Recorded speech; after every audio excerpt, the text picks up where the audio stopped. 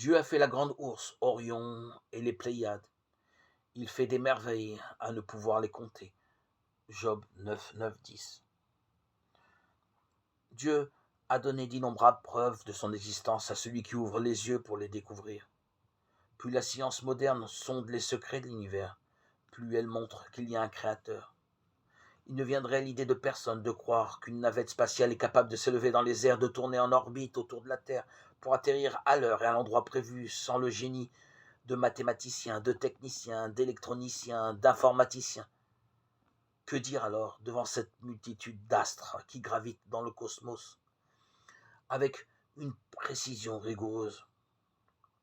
Aussi, a-t-on dit qu'il fallait infiniment plus de crédulité pour croire que l'univers avait surgi tout seul, du néant, qu'il ne faut 2 fois pour croire en Dieu le Créateur?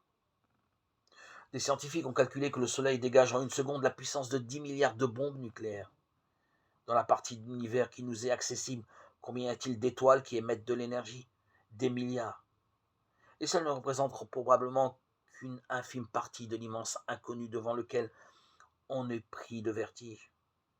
Le monde que nous découvrons grâce au microscope est tout aussi incroyable que celui de l'espace. Le microscope électronique révèle la beauté, l'ordre et l'harmonie de l'infiniment petit, non moins extraordinaire que l'infiniment grand. Oui, la grandeur de notre Créateur est magnifique. Sachons rester humbles devant lui et lui donner l'honneur qui lui revient.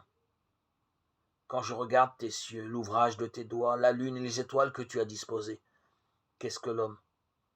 Que tu te souviennes de lui. Psaume 8, versets 3, 4.